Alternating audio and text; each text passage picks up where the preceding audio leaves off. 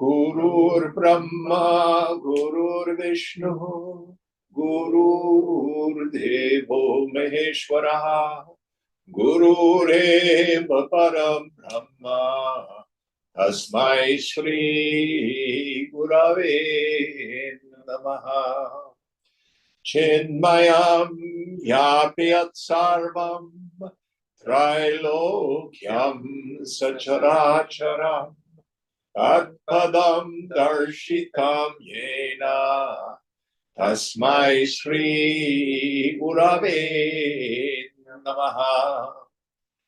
Tvameva Mata Chapita Tvameva Tvameva Bandhuscha Sakha Tvameva Tvameva Vidyatramimam Tvameva Tvameva Sarvam Mama Deva Deva Tvameva Sarvam Mama Deva Deva.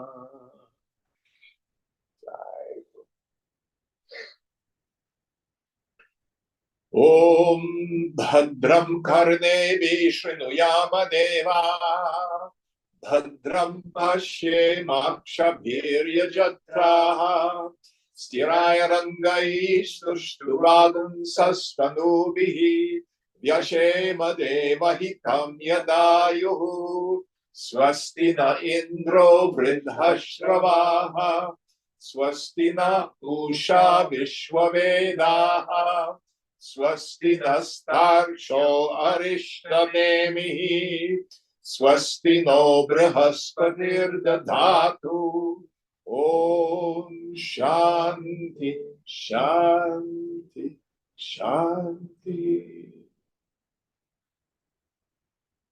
So this morning we start the third prashna, the third question. So before we do, the question arises is, why is the Upanishad talking about all this material world stuff? I thought we were supposed to be studying the highest knowledge. Anybody have that doubt? This is boring.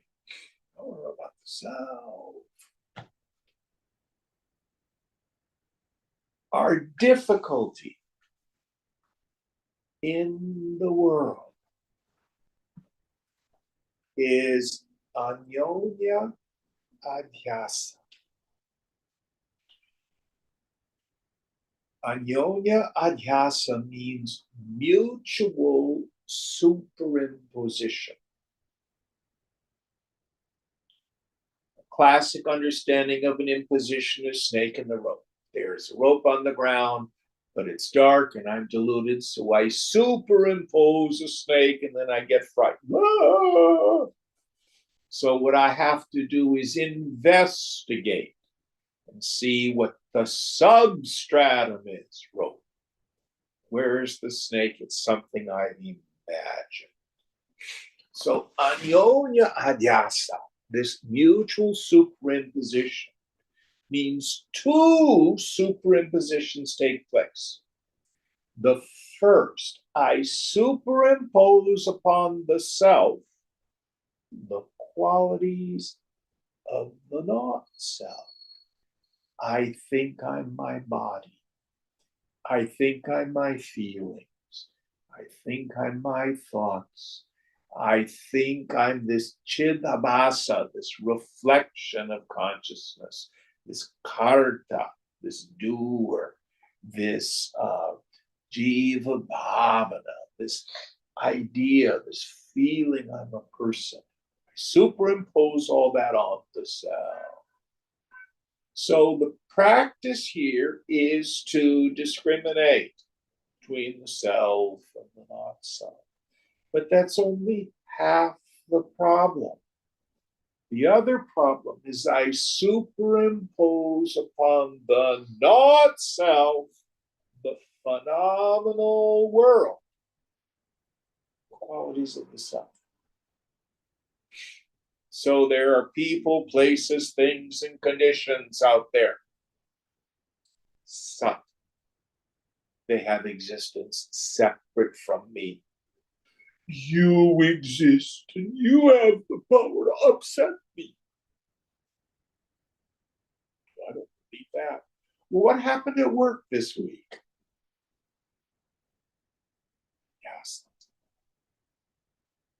Chit. I superimpose consciousness, especially on people. You have a consciousness that's different than mine. You are a sentient being over there. And then I superimpose my ananda. All that stuff out there has the power to make me happy. That causes me to get caught up in attachment and identification.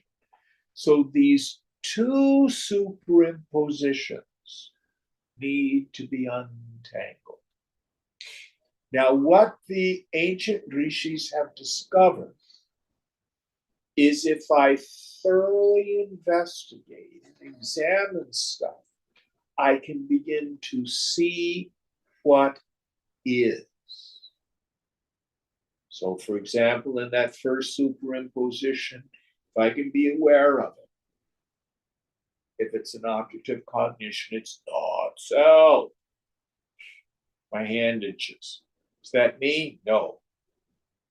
That's not self because I can know it. I feel upset. Are you upset? No. It's a feeling that went by. But in terms of the world, what do we need to know about it? We have to reconcile these two scriptural statements. Brahma Satyam Jagan Mithya.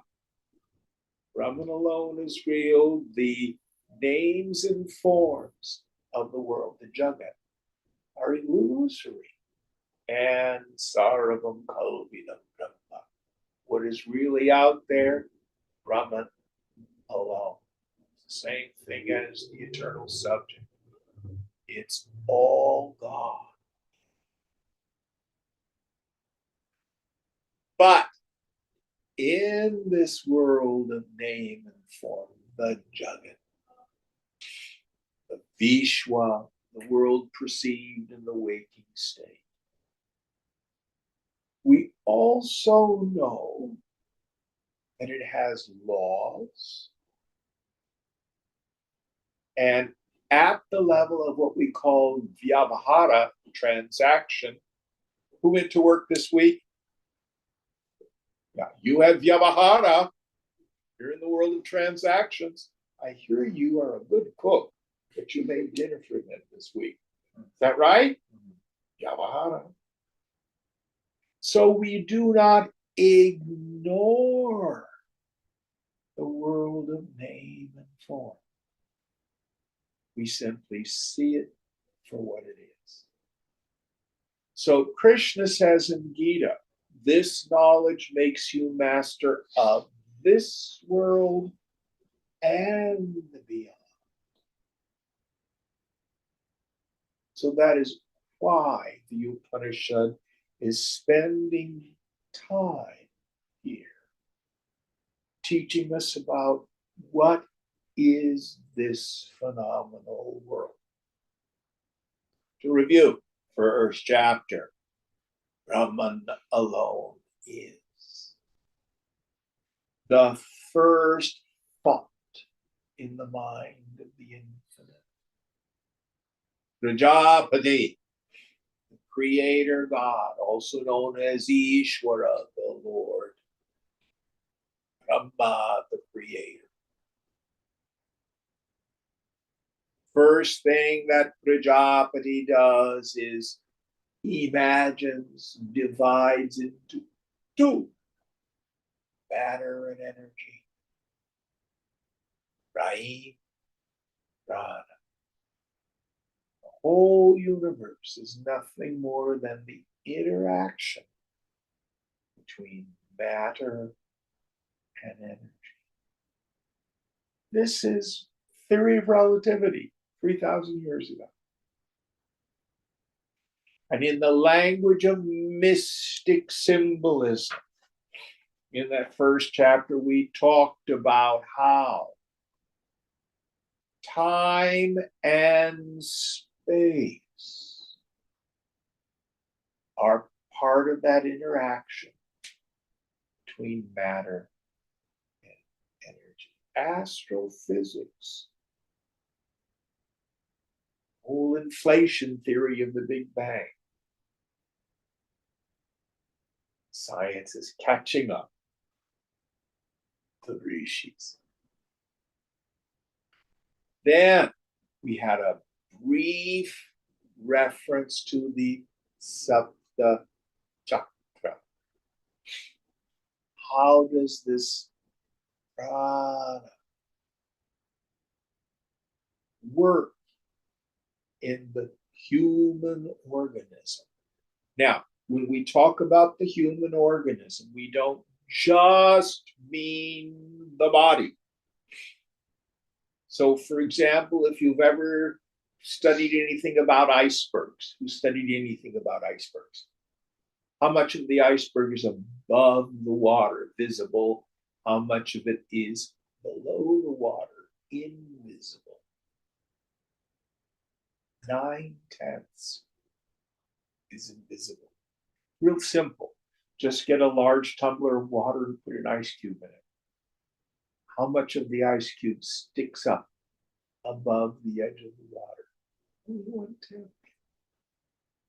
So only a small part of what a human being is visible.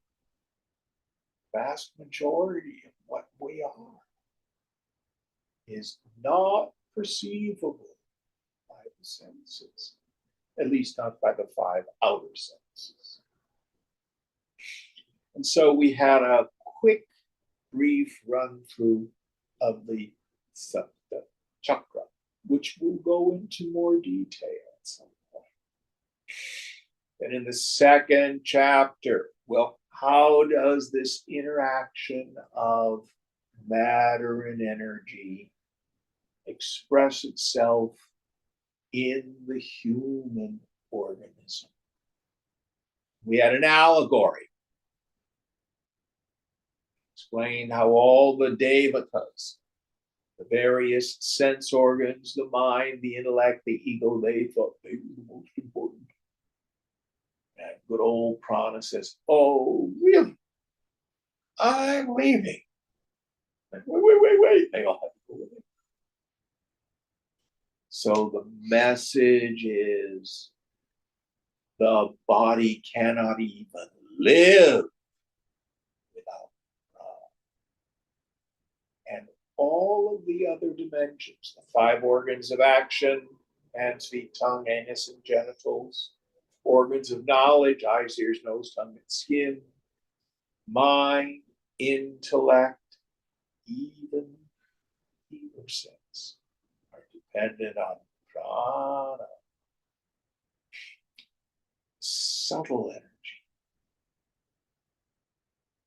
And we went through the 5 subtle forms of prana, the Panchavayu.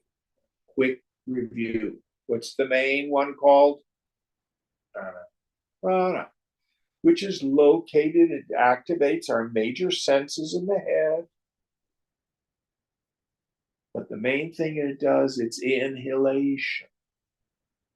Apana, what's that govern? Excretion, elimination, the downward movement. Very powerful.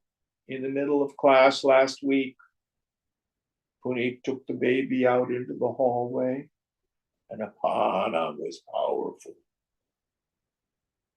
Baby needed its diaper changed. Very powerful.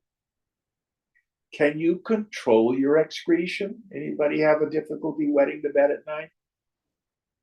That's your Apana that you can control. And then Samana, digestion.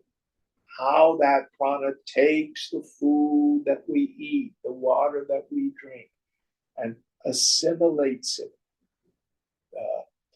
sends it to every part of the body so that we're healthy. Dhyana, circulation, centered in the heart. This pump the blood. But it's not just the circulation of the blood, it's also the circulation of energy itself. So, for example, anybody here ever had acupuncture? Yes? Yes. So where do they put the needles? Ears, shoulders. But a random place? No. They've mapped it out, right? Like different parts of the body. What have they mapped out? Energy centers. Yes! Yes!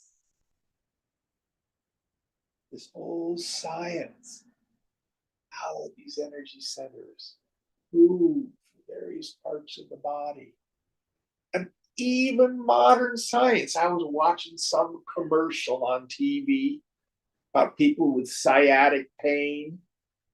And there's this thing you put on your calf that hits a pressure point on the back of your calf and it'll stop sciatic nerve pain. Have you guys seen that on television? No. That's just one of those little energy centers that the ancients have known about for thousands of years.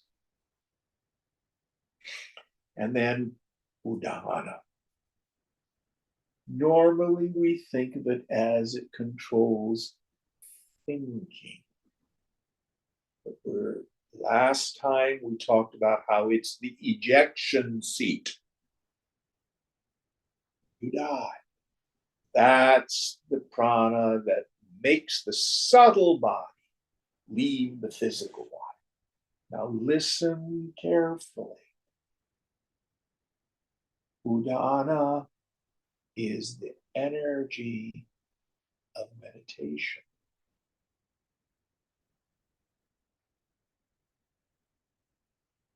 So when the meditator can tune up the mind,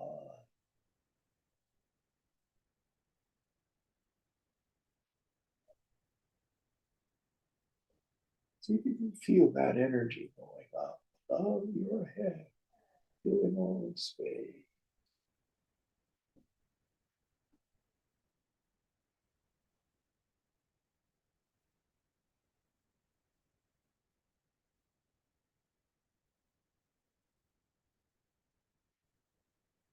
Your capacity to do that and feel that is your udana.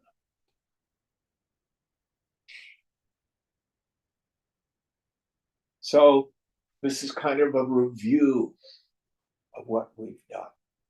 Now we're going to go more specifically at the personal level of how prana works in the third question. Why is this important?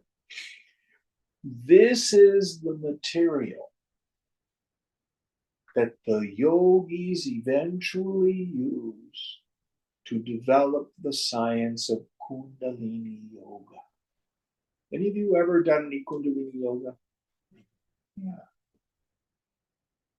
Kundalini Yoga is the practice of learning how to some degree to control the movement of prana in the body through the breath and through the imagination.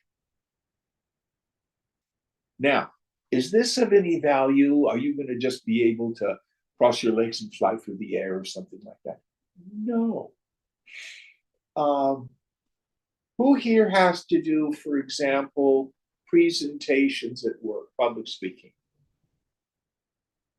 Who here is a performer, a singer? Amini? Have you ever been nervous before you go out to make presentations or perform? Years ago, when I was practicing Kundalini Yoga, I learned a simple pranayama, alternate nostril breathing. I won't demonstrate. It'll immediately drop your blood pressure. It'll immediately deal with performance anxiety. Just 3 rounds of alternate nostril breathing will center you, will help do your performance or your presentation. This stuff is immensely practical. Now, if you wish to work more on this, the tradition strongly suggests that you don't practice Kundalini Yoga without a teacher. They say it's dangerous. Why is it dangerous?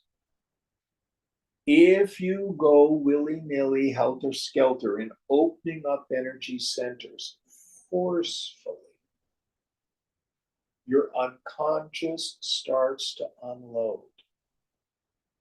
And unless you have an intense spirit of vairagya, you hear people, oh, so-and-so, they will go mad if they practice Kundalini Yoga. Why? What happens? What happens is the unconscious unloads, and you have awareness of thoughts, feelings, traumas, urges, and stuff like that, and you don't have the spirit of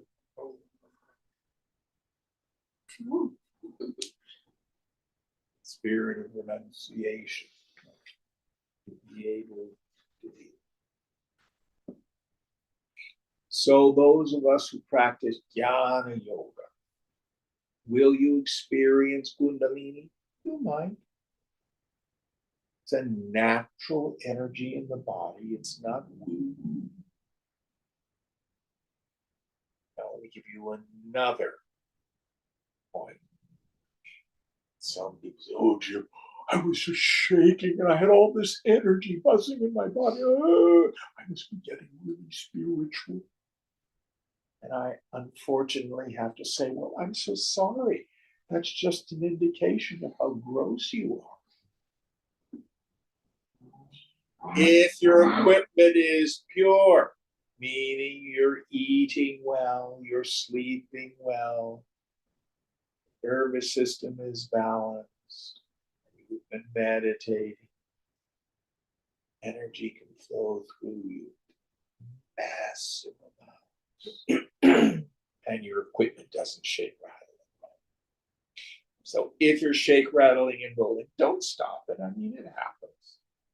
But it's no indication of great spiritual advancement. It's an indication of how gross your equipment is. Did that make sense to everybody? Mm-hmm. Okay. So it's taking psychedelics forcefully opening up those energy centers. It will open up specific ones. And this is why oftentimes people have a bad trip. And then they will have flashbacks from it. Yes, that is a way. You're exactly right. Did you all understand the question? This is the problem with psychedelics.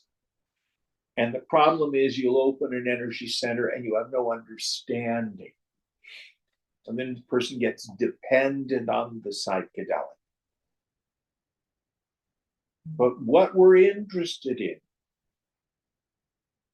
the end is opening the Sahasrara chakra.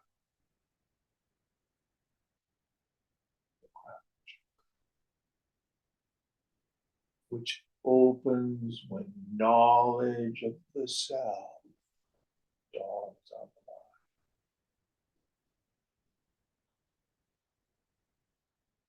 mind. When we let nature naturally take care of the movement of energy through the equipment. In our tradition, we don't force things particularly. Now, I have yet to meet a young person who hasn't said, well, just knock yourself out. But it needs to be coupled with an intense spirit of renunciation. Can you think of anything else that we need to add on this? Any of you? Okay, let's get into our third prashna. And Puneet, would you help us out, please?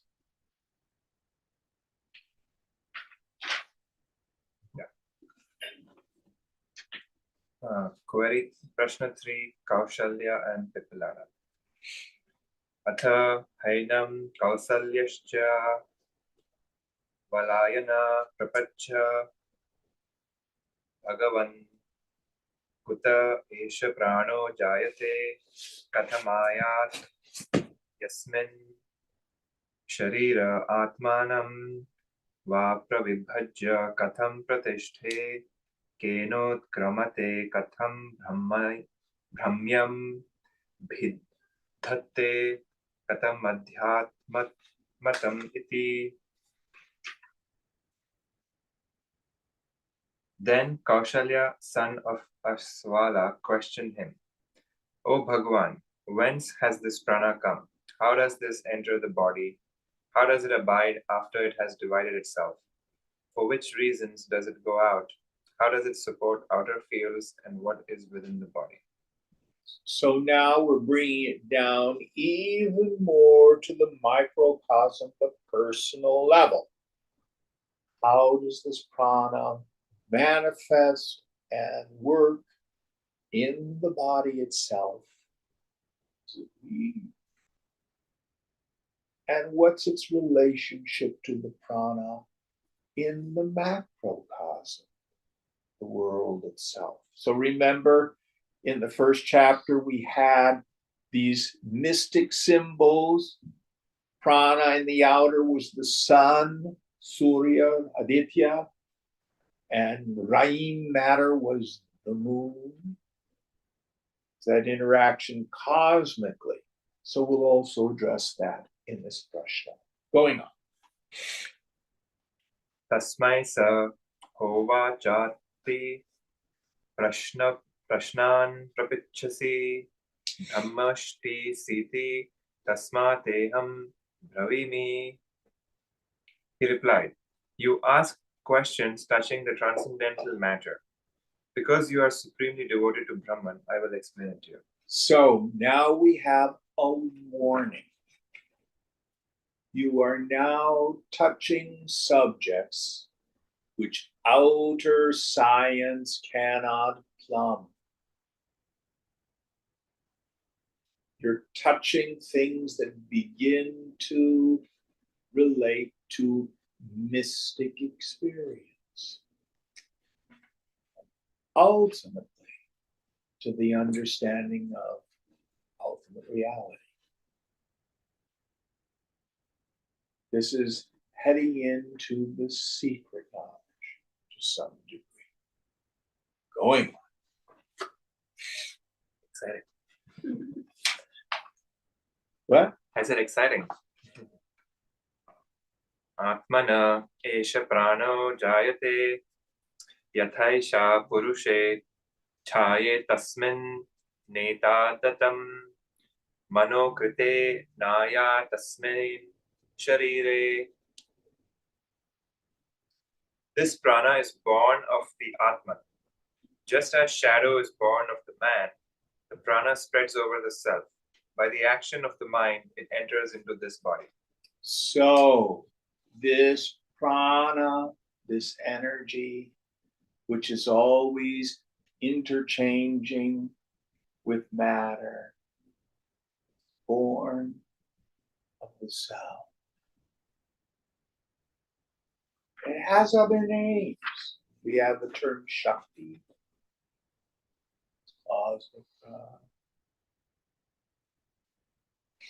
power, energy. Of course, the principal power born of the self is Maya Shakti. The inherent power within consciousness to bring about this whole world. There's so much implied in this. So we need to again review our understanding of this term, sankalpa. It is really untranslatable.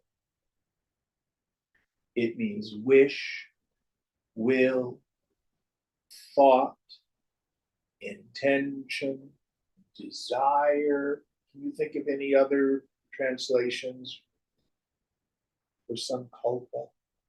Imagination. Imagination, yes.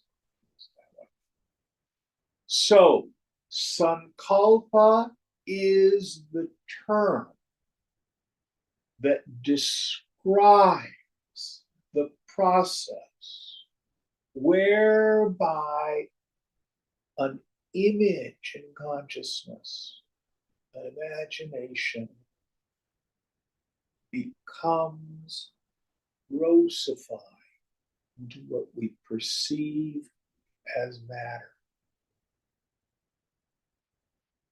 It describes this process whereby intention, imagination seems to show up as a material event or fact. Do you understand that? Kirsten, did you understand this? Yeah, there's interesting metaphors in like the commentary here, saying that it's not like that. It says to say that something is born out of this spiritual center would be a false philosophical statement, since the cause would have to die away to become the effect. The gold piece itself must get destroyed in becoming the chain. So it's like I don't agree. I don't agree. It's saying that it's like that it's not that like the shadow, like if a human's standing there and there's a shadow there, the human didn't have Human to change. doesn't change. No. Right. That No. like the shadow is So it's from it. It's an apparent thing. Yeah. See, always we have this little word Eva, little Eva. What does Eva mean in Sanskrit? Like. Seemingly, like, as it were. But the point is the law of sankalpa is this.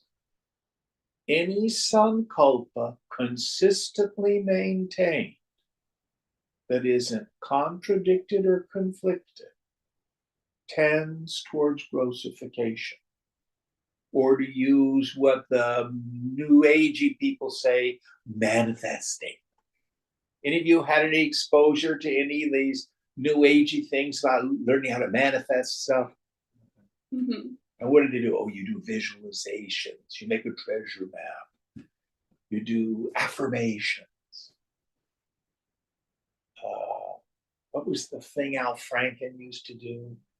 Richard Smiley, where look at me, and gosh darn it, I'm lovable. You know, this sort of, we make fun of it. But it actually is maybe a misunderstanding, a partial understanding of ideas that go way back to yoga. Because we as human beings reenact the creative process of the infinite. How does this world come about?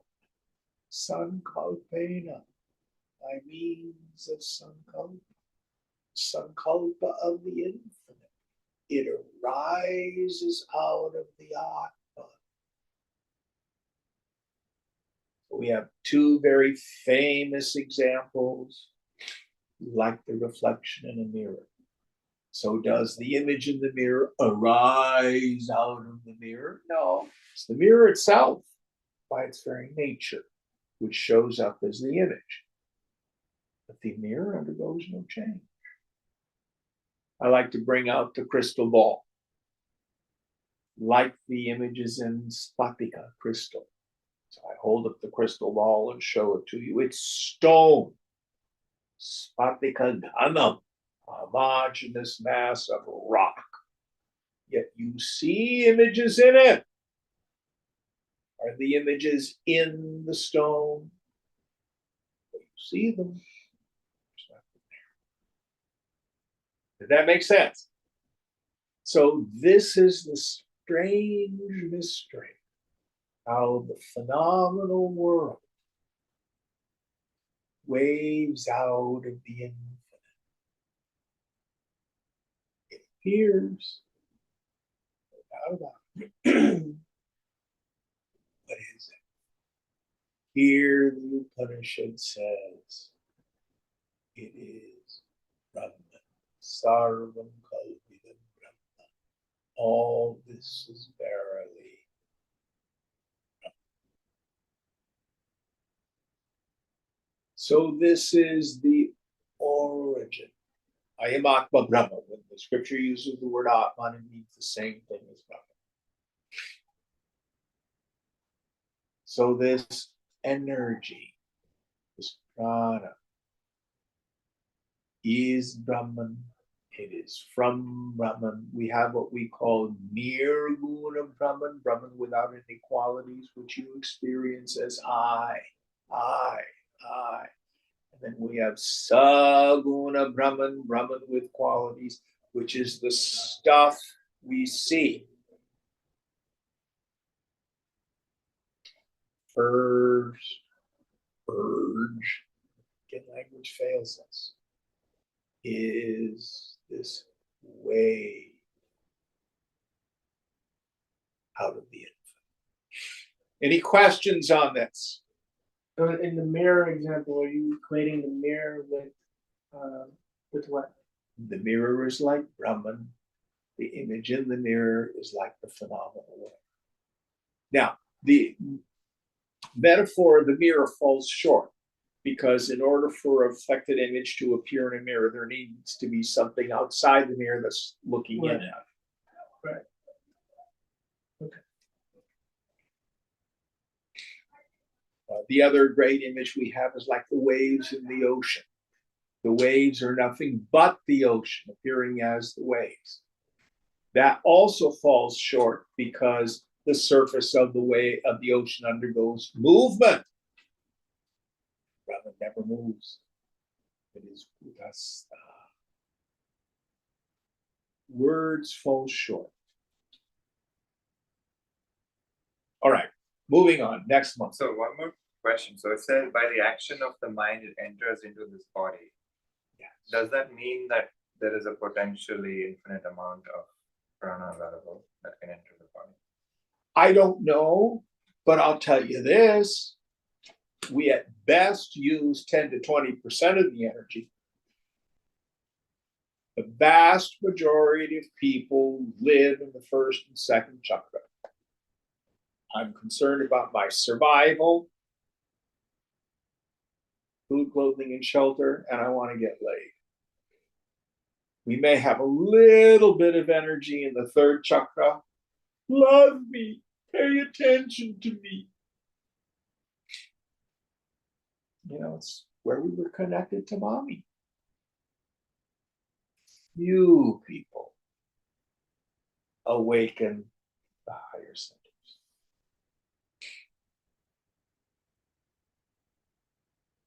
But yeah. So we have infinity in two ways. We have the infinity of the self, which just is. Then we have the infinity of the unfoldment, the possibilities of a human being at the level of our equipment. And that's like trying to count to the highest number.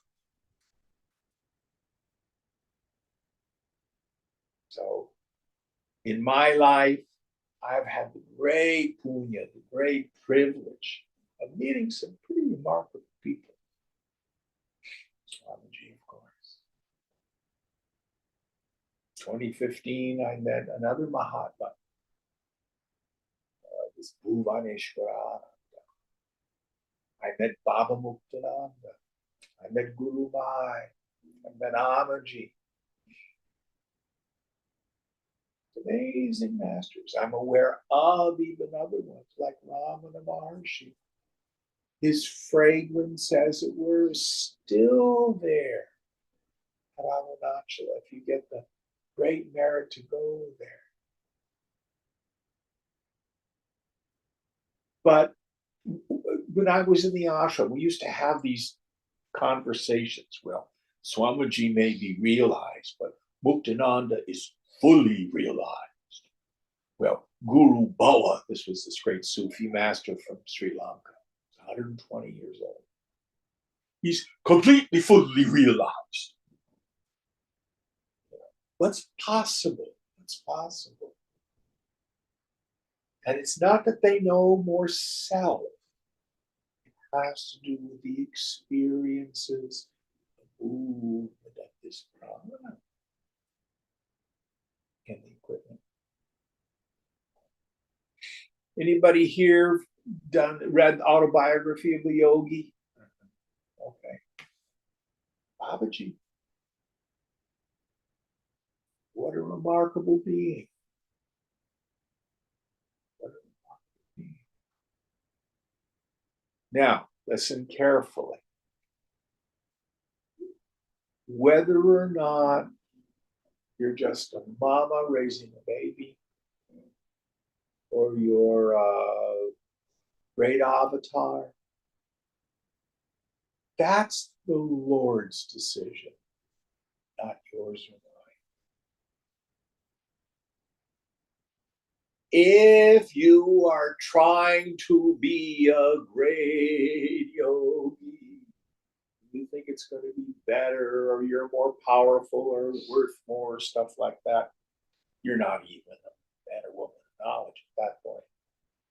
You're just a fool with a heart full of desire. Did that make sense?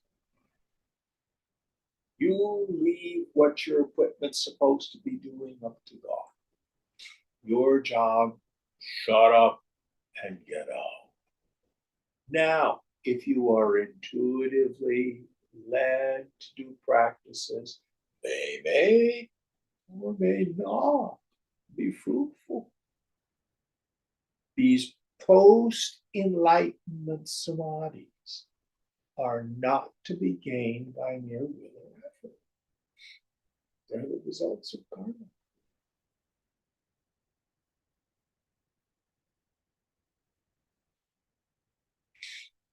There's this young man who was here several years ago. And he had a girlfriend. He got started late. And he was reading this book about the great yogis of the Himalayas who lived for 400 years. They take the kundalini and they move it up through the brain and then up to the top of the head. Oh, really? 400 years. I said, well, I have news for you. The first thing you've got to do is quit having sex, because that's the energy you've got to use to transmute it. That disappointed him. Then I said, what happens at year 401? You're dead. You're just as dead as the person who dies at 70 or 80.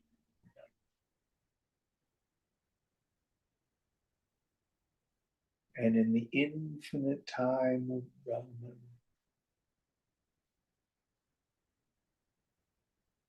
it's make a lot of difference.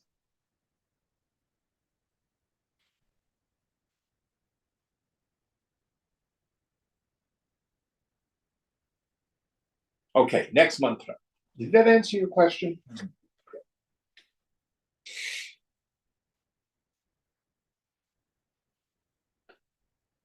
यथा सम्राडे बाधिकृतान् वनियुङ्क्ते एतान् ग्रामान्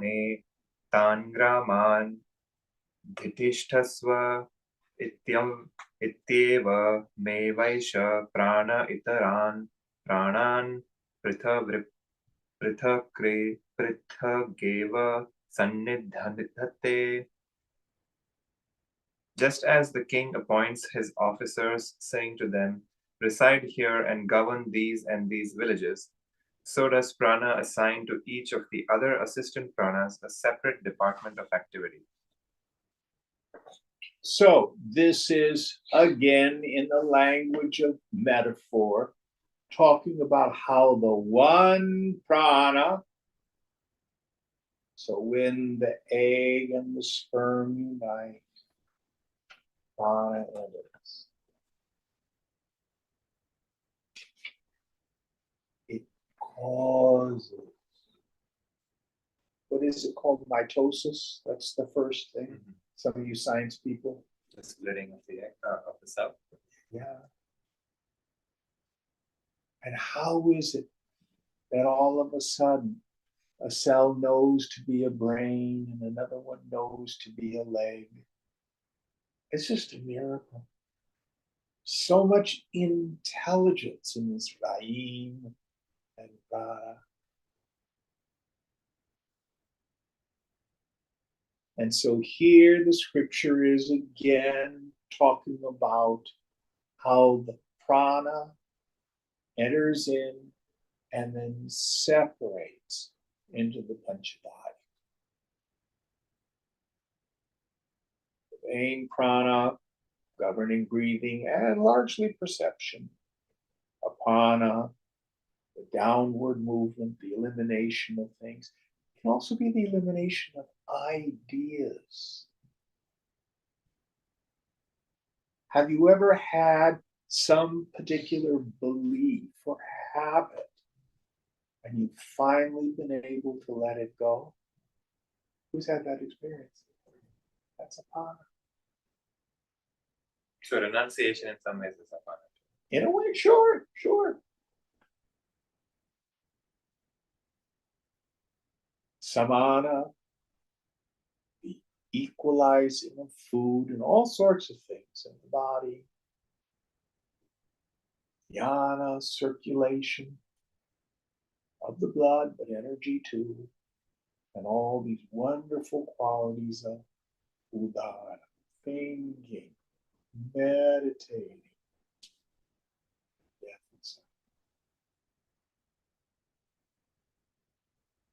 So the one prana then divides into the Panchavayu. Vayu means airs or winds.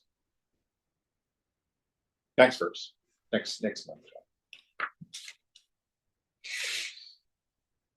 Vayupasthe panam chakshushotre mukhanasi-kabhyam pranaha swayam prathishtate madhye tu samanaha esha hetad dhuttam annam samam nayati tasmadetam saptarchisho bhavanti.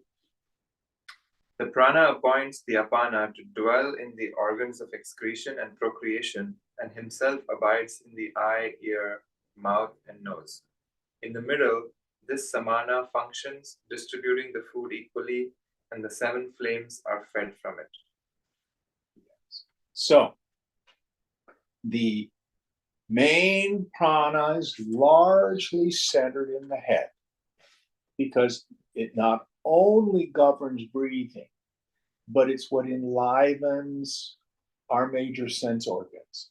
Human beings are built so the eyes, ears, nose, tongue are all in your head. The apana is largely centered at the bottom, pooping and urinating. Get rid of all that stuff. And what is sama in the middle is the digestion of food. To me, it's always just this incredible miracle. I can go to the refrigerator and I can get an apple. I can take a bite of the apple. When does the apple stop being an object other than my body and become part of my body? And then the leftovers, out they come. Isn't that an amazing thing? human being is able to do, that power that can turn a food source into the body itself and the energy to power it. That's samana. And it works in nature too. The other one that I think is just absolutely mind-boggling is chlorophyll. What does chlorophyll do? Eats light. Yes, sunlight into energy. I love what he said. Say it again. Eats light. Yeah. And what's it do with the light after it eats it? Converts it into energy. Converts it into energy and the whole rest of the plant. So if you go up into a redwood forest and you see the oldest and largest living things on the earth, the giant coastal redwoods, how did sunlight build those? Isn't that amazing? Just absolutely amazing to see what the prana can do. So you've got essentially the main prana governing breathing, but also our major perceptions, apana governing excretion. And it says the genital organ, but it doesn't really mean that. It means excretion, pooping and peeing. And then the samana, which is in the middle, which governs digestion. Next mantra.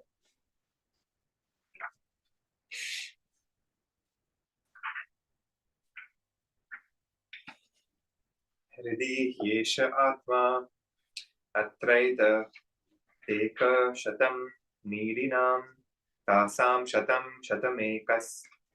shatamekaikasyam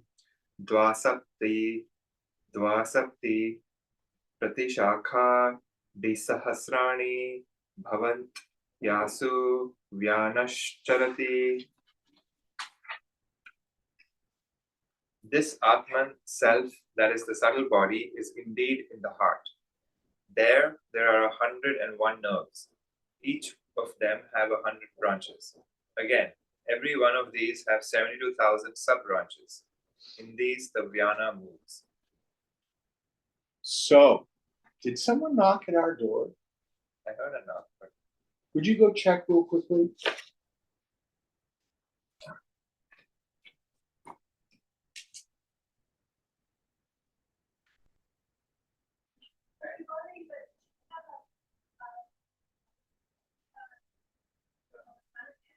yes, that is. There's a class going on right now. There's a student here. Come in.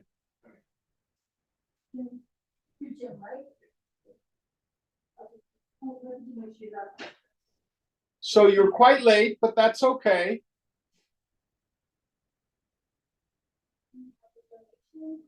We'll deal with that later. Come in.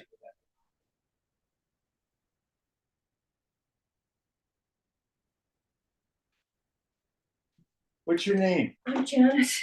Hi, Janet. Have a seat. Thank you. Sorry, pardon me. Quiet, all right. This morning we're studying Prasnopanishad. There's a copy of the text there, and we're in the 3rd chapter. This may be a little bit difficult to catch up with us, but just hang with us. All right, so we are in the mantra about the hridi, the heart, and the nadis. Read the English one more time. This Atman, self, that is the subtle body, is indeed in the heart. There are 101 nerves. Each of them has 100 branches. Again, every one of these have 72,000 sub-branches. In these, the Vyana moves. So here we're talking not just about how the circulatory system works. So here the ancients thought that the seat of the individuality was in the heart. This is a very interesting thing. So if someone you're part of a crowd and someone says, who's Kirsten? Indicate yourself. How would you do it? It's funny. But the gesture to yourself. Oh, here. Where did you touch yourself? My chest. Yeah. I only know one person who does something other, and that's our friend Setu. He goes like this. But nobody says, I'm Jim. It's me. Isn't that interesting that that's where we tend to unconsciously center our sense of individuality in the Anahata Chakra, heart center, or the Hridaya. So it says here, this is the seat of our individual sense of self. Now, at the physical level, of course, it's the heart which pumps the blood into the major arteries, and then those divide into smaller arteries and veins, and then to the capillaries at the very tips of everything. It just keeps branching and branching and branching and branching.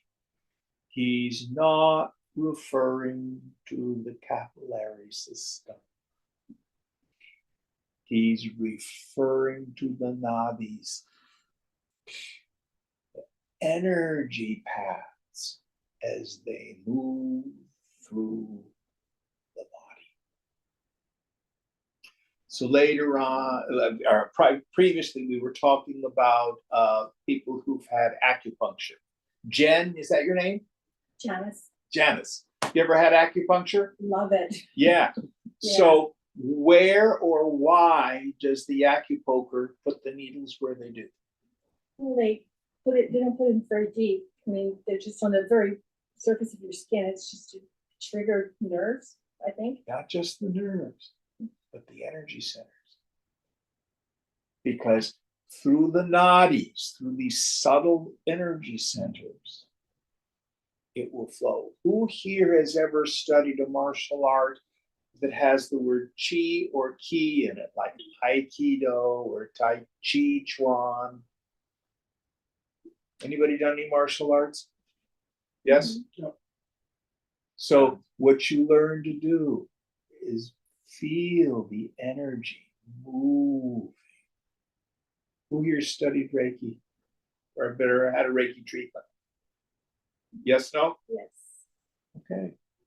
These again are people who have learned to feel the movement of energy. Now, there's so many schools that study these various movements of energy. We don't have time to go into them today. I do not know them, I confess. But what the Upanishad is saying here, ancient rishis empirically, with their very subtle minds, began to see these divisions and then subdivisions and then subdivisions of not just the capillary system, but the energies that move. Is it just through the nerves? Maybe. But yoga would say there are subtle energy paths that they move through. And again, through the science of pranayama, these can be mastered and directed. Any thoughts on this? Going on.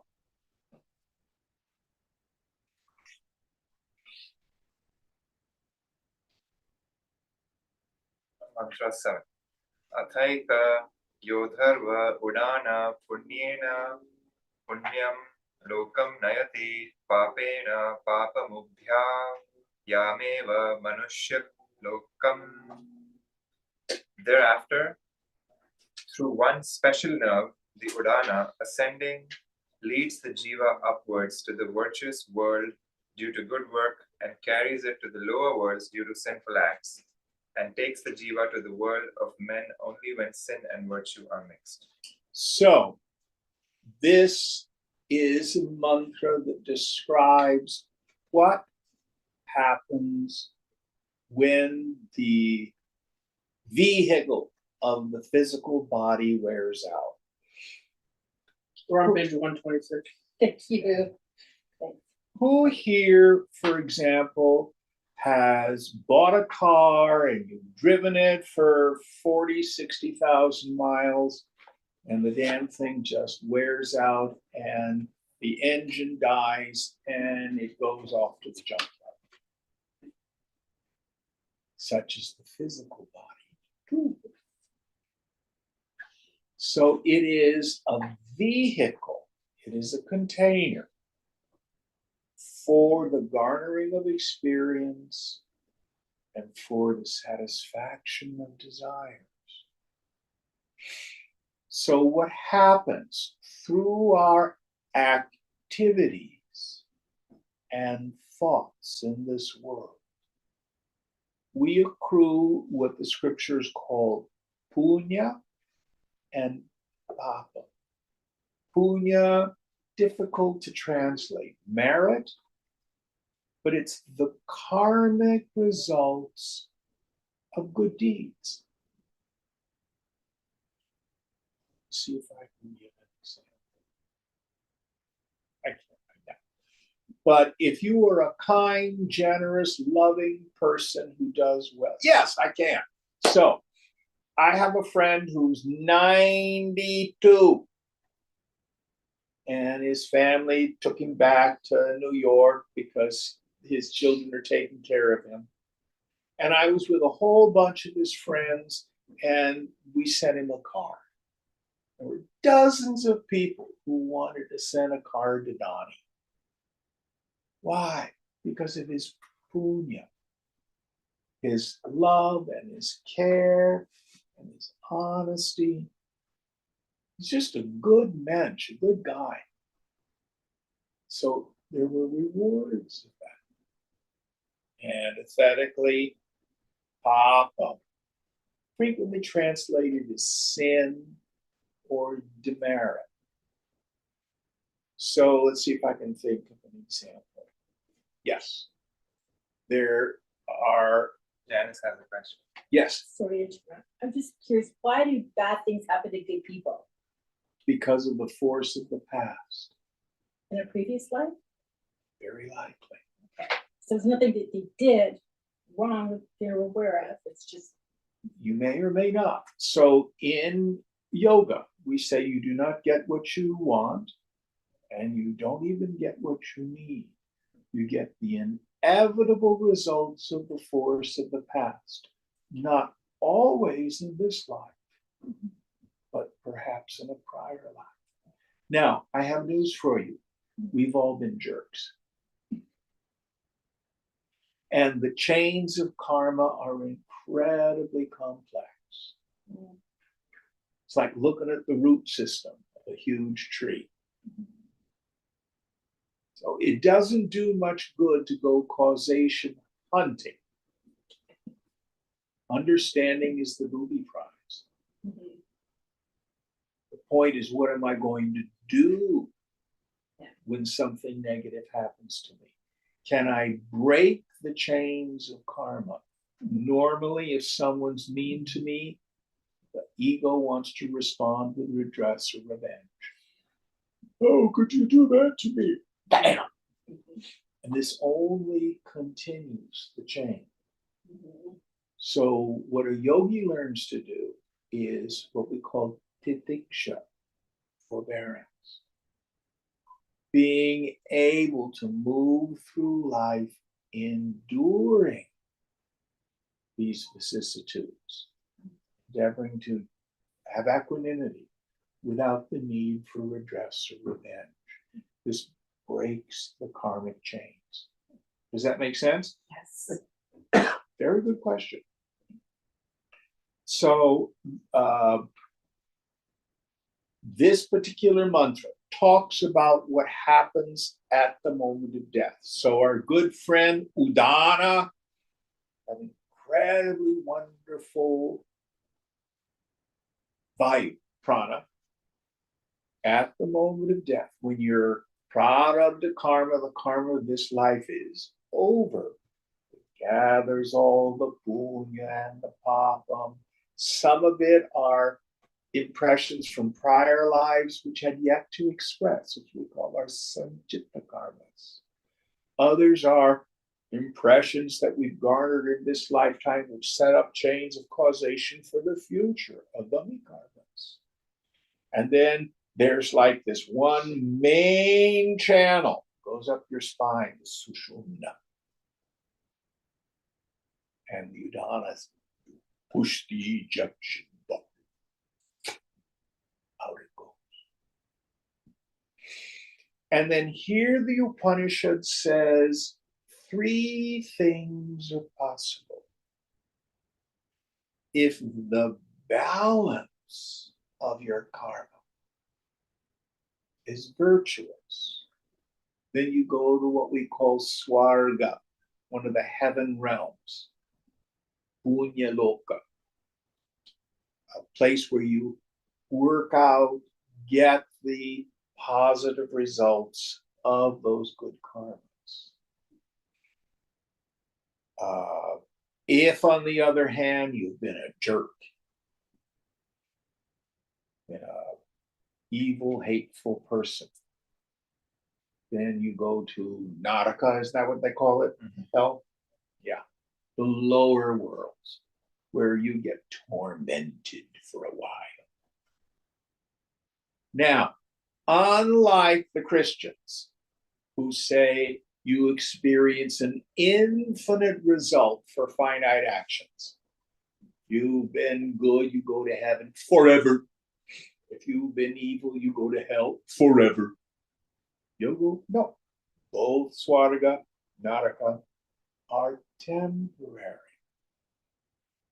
When that's balanced, then you incarnate again. You come to the Manusha Loka, the world of being a human being. Let's try again. Until what? Well, what basically happens, the ego in ignorance always, I'm simplifying things, but has an attitude, well, that didn't work very well. Let me try something else.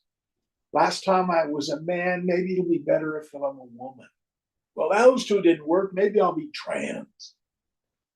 Well, I was Indian last time, and that was a bummer. Maybe I'll be Canadian next. Oh, I was so thin and starving all the time. It would be so nice to have a ton of food. I want to be a sumo wrestler. Maybe I'll be a musician. Maybe I'll be a business person and make a lot of money. Maybe I'll be a king. So we keep checking out all these possibilities of experience. And we always come up with the same conclusion. It was kind of okay. But it's always temporary. So as well as the karma chakra, the wheel of karma, there's always underneath it the impulse of dharma. What is the dharma of a human being? Say? To be liberated. It is liberation itself. It is liberation itself. Yes. So at this point, what happens to that person? Well, let's follow this swadharma more deeply. The swadharma actually is experienced through the mind's seeking of the good and avoiding misery. In a sense, that's all you ever do all day long, by your highest understanding. So there's this evolution. Where's the good? Where's the good? Where's the good? So as Janice said, at some point, we become a mumukshu, a seeker after liberation. That itself could take lifetimes.